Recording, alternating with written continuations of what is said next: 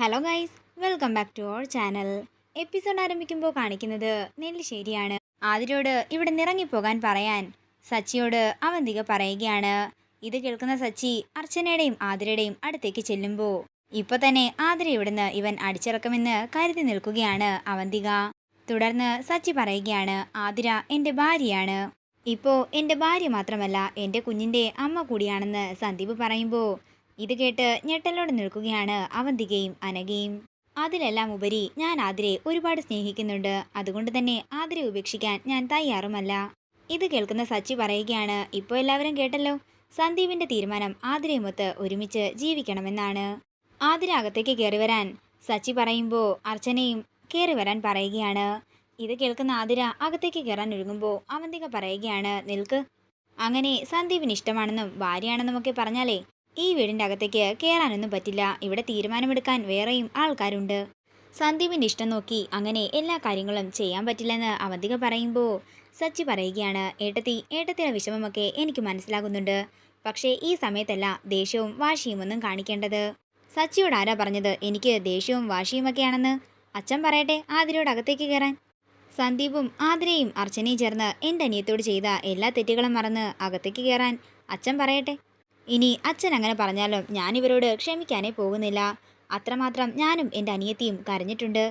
ആരോരുമില്ലാത്ത എന്നെയും എൻ്റെ അനിയത്തിയും ചതിച്ച ഈ ആതിരയോട് അച്ഛൻ അകത്തേക്ക് കയറാൻ പറഞ്ഞാൽ ഞാൻ ഇവളെ കൈപിടിച്ച് തന്നെ അകത്തേക്ക് കയറ്റുമെന്ന് അവന്തിക പറയുന്നു. ഇതൊക്കെ കേൾക്കുന്ന അർച്ചന സേതുവിനോട് പറയുകയാണ്, അച്ഛാ, ഞാൻ ചെയ്ത തെറ്റാണ് എല്ലാത്തിനും കാരണം. പക്ഷേ അത് കരുതി അച്ഛൻ ഇന്നിവിടെ ഒരു തീരുമാനമെടുക്കാതെ പോകരുത്. തുടർന്ന് സച്ചിയും പറയുകയാണ്, അച്ഛാ, സന്ദീപ് പറഞ്ഞില്ലേ സന്ദീപിന് സന്തോഷിച്ച് ആതിരയുടെ ഒപ്പം ജീവിക്കാനാകുമെന്ന്. എനിക്കും അങ്ങനെ തന്നെയാ തോന്നുന്നത്. അച്ഛൻ എന്താണെങ്കിലും മറുത്തൊരഭിപ്രായം പറയില്ലെന്നാ ഞാൻ കരുതുന്നത്. തുടർന്ന് സേതു പറയുകയാണ്, ഈ വീട്ടിലെ കാര്യങ്ങൾക്കെല്ലാം തീരുമാനവും അഭിപ്രായവും പറയേണ്ടത് ഞാനാണെന്ന് എനിക്കറിയാം. പക്ഷേ എൻ്റെ ചില തീരുമാനങ്ങൾ കൊണ്ട് പലർക്കും വേദനയായെന്നിരിക്കും. ഇത് കേൾക്കുന്ന അവന്തികയും അനഘയും ഒരു ഞെട്ടലോടെ നിൽക്കുകയാണ്. ഈ ഒരു കാര്യത്തിൽ അഭിപ്രായം പറയാൻ ഏറ്റവും യോജിച്ചത് അവന്തിക തന്നെയാണ്. കാരണം ഈ പ്രശ്നത്തിൽ ഏറ്റവും കൂടുതൽ വേദനിച്ചതും അവൾ തന്നെയാണ്. അതുകൊണ്ട് ഇതിനെന്ത് പരിഹാരം വേണമെന്ന് നിർദ്ദേശിക്കേണ്ടത് അവന്തികയും അനഘയും തന്നെയാണ്. തുടർന്ന് അർച്ചന അവന്തികയോട് പറയുകയാണ്, ഏട്ടത്തി, കഴിഞ്ഞതെല്ലാം കഴിഞ്ഞു. ഇനിയും പഴയ കാര്യങ്ങളെല്ലാം മറന്നിട്ട് അവരെ ഒന്നിച്ച് ജീവിക്കാൻ അനുവദിച്ചൂടെ? ഇല്ല, ഇത് ഈ കുടുംബത്തിന്റെ കാര്യമാണ്. ഞങ്ങളെ ഒന്നാകെ ചതിച്ചതിന്റെ കാര്യം. എന്താണെങ്കിലും നീ തന്നെ നിന്റെ അനിയത്തിയെ പറഞ്ഞു വിട്ടേക്കണം. അല്ലാതെ എനിക്കൊന്നും പറയാനില്ലെന്ന് അവന്തിക പറയുന്നു. തുടർന്ന് ആതിര പറയുകയാണ്, ചേച്ചി, എനിക്ക് വേണ്ടി ഇനിയും ചേച്ചി ആരുടെയും മുമ്പിൽ താഴേണ്ട കാര്യമില്ല. അങ്ങനെ ആരുടെയും കാല് പിടിച്ച് എനിക്ക് ഈ വീട്ടിൽ കയറുകയും വേണ്ട. ഞാൻ വന്നത് സന്ദീപിനെ കാണാൻ വേണ്ടിയാണ്. സന്ദീപിന്റെ ഉള്ളിൽ എന്താണെന്ന് അറിയാൻ വേണ്ടിയാണ്. അത് സന്ദീപ് എല്ലാവരുടെയും മുമ്പിൽ വെച്ച് തന്നെ പറഞ്ഞു കഴിഞ്ഞു. സന്ദീപെ, ഞാൻ ഇവിടെ നിന്ന് ഇറങ്ങുകയാണ്. നിനക്ക് എന്നോടൊപ്പം ജീവിക്കാൻ താല്പര്യമുണ്ടെങ്കിൽ എൻ്റെ ഒപ്പം വരാം. എൻ്റെയോ നിന്റെയോ വീട്ടിൽ നമ്മളെ കയറ്റിയില്ലെങ്കിലും സാരമില്ല. നമുക്ക് എവിടെയെങ്കിലും പോയി ജീവിക്കാം. നിനക്ക് താല്പര്യമാണെങ്കിൽ വരാമെന്നും ആതിര പറയുമ്പോൾ ഇത് കേട്ട് ഞെട്ടലോടെ നിൽക്കുകയാണ് അവന്തികയും അനഘയും. അങ്ങനെ അവന്റെ താല്പര്യം എന്ന് പറഞ്ഞ് അവന്തിക പറയാൻ തുടങ്ങുമ്പോൾ ആതിര ദേഷ്യത്തോട് പറയുകയാണ്, ഞാൻ സംസാരിച്ചത് നിങ്ങളോടല്ല, ഞാൻ ചോദിച്ചത് സന്ദീപിനോടാണ്. നിങ്ങൾ വലിയ ആളാണെന്നും നിങ്ങൾക്ക് എന്തും പറയാൻ സ്വാതന്ത്ര്യമുണ്ടെന്നും ഒക്കെയുള്ളതേ നിങ്ങളുടെ വെറും തെറ്റിദ്ധാരണ മാത്രമാണ്. ഞാൻ പറഞ്ഞു വന്നത് എന്താണെന്ന് ഞാൻ ചുരുക്കി പറയാം. എന്റെയും സന്ദീപിന്റെയും കുടുംബകാര്യത്തില് നിങ്ങൾ തലയിടണ്ടെന്ന്. സന്ദീപെ, ഞാൻ ഇറങ്ങുകയാണെന്ന് പറഞ്ഞ് ആതിര ഇറങ്ങാൻ നേരം സന്ദീപ് ആതിരയെ വിളിക്കുന്നു. ഞാനും നീയും സ്നേഹിച്ച് വിവാഹം കഴിച്ചത് ഒരുമിച്ച് ജീവിക്കണമെന്ന ആഗ്രഹമുള്ളതുകൊണ്ട് തന്നെയാ.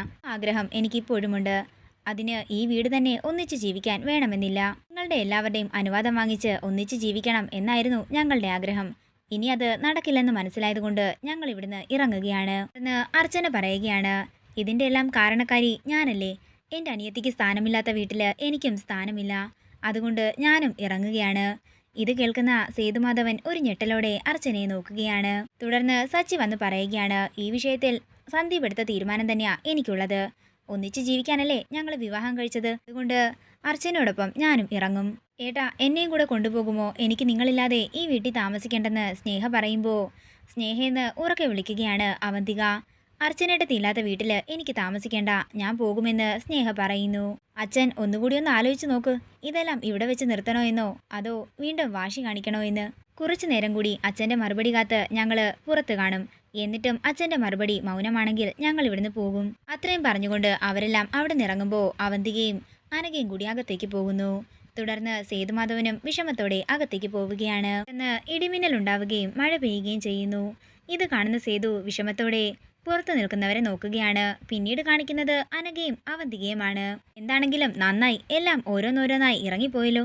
ഇനി സേതുമാധവന്റെ മനസ്സിൽ മാക്സിമം നമ്മൾ വിഷം കുത്തിവെക്കണം, അവരെയും പടിയടച്ച് പിണ്ടം വെക്കണമെന്ന് അനഘ പറയുമ്പോൾ അവന്തിക പറയുകയാണ്, നീ വിചാരിക്കുന്നത് പോലെ ഒന്നും നടക്കില്ല. മാക്സിമം 1 മണിക്കൂർ, അത് കഴിഞ്ഞാൽ ആതിരടക്കം എല്ലാവരും ഈ വീടിന്റെ അകത്തുണ്ടാകും. അവരെല്ലാവരും കൂടി ഇങ്ങോട്ടേക്ക് വരികയാണെങ്കിൽ അനഘ ഇവിടെ നിന്ന് ഇറങ്ങിപ്പോകുമെന്ന് അനഘ പറയുന്നു. എടി, അതൊക്കെ നിന്റെ തെറ്റായ ധാരണ മാത്രമാണ്. എല്ലാവരും കൂടി അകത്തേക്ക് കയറിയിട്ട് വേണം അവന്തികയ്ക്ക് ഒന്നിൽ നിന്ന് തുടങ്ങാൻ. ഇപ്പോ എന്താ നടക്കാൻ പോകുന്നതെന്ന് ഞാൻ നിനക്ക് പറഞ്ഞു തരാം. ഞാൻ താഴേക്ക് ചെല്ലുമ്പോൾ സേതുമാധവൻ ചോദിക്കും അവരെ വിളിച്ചാലോ എന്ന്. ആദ്യം ഞാൻ എതിർക്കുമെങ്കിലും പിന്നീട് ഞാൻ അതിന് സമ്മതം മൂളും. നിന്റെ പേടി എന്താണെന്ന് എനിക്കറിയാം. ആതിര സന്ദീപിന്റെ കുഞ്ഞിനെ പ്രസവിക്കുമോ എന്നല്ലേ? എന്നാലേ നിനക്കൊരു പേടിയും വേണ്ട. ആതിരയും അർച്ചനയും പ്രസവിക്കില്ല. അർച്ചന പ്രസവിക്കില്ലെന്ന് ഈശ്വരന്റെ തീരുമാനമാണെങ്കിൽ ആതിര പ്രസവിക്കില്ലെന്ന് ഈ അവന്തികയുടെ തീരുമാനമാ. സേതുമാധവന്റെ മുന്നിൽ പോലും അർച്ചനയെ കാണാൻ പാടില്ലാത്ത രീതിയിൽ കാര്യങ്ങളെല്ലാം ഞാൻ മാറ്റിയെടുക്കും. അങ്ങനെ കുറച്ച് സമയം കഴിയുമ്പോൾ അവന്തിക താഴേക്ക് വരുമ്പോൾ അവരെ അകത്തേക്ക് കയറ്റുന്ന കാര്യം സേതു പറയുന്നു. അച്ഛ, ആതിരടക്കം എല്ലാവരും അച്ഛനെ തോൽപ്പിക്കാനാ ശ്രമിക്കുന്നത്. അച്ഛൻ അതെന്താ മനസ്സിലാക്കാത്തത്? അതേസമയം ആതിരെ ചേർത്ത് പിടിച്ച് നിൽക്കുകയാണ് സന്ദീപ്. എല്ലാവരും സേതുമാധവന്റെ തീരുമാനം അറിയാൻ വേണ്ടി മഴയത്ത് നിൽക്കുന്നു.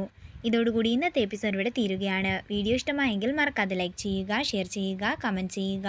കൂടുതൽ സീരിയൽ അപ്ഡേറ്റ്സിനായി മറക്കാതെ സബ്സ്ക്രൈബ് ചെയ്യുക നയൻസ് ക്രിയേഷൻസ്.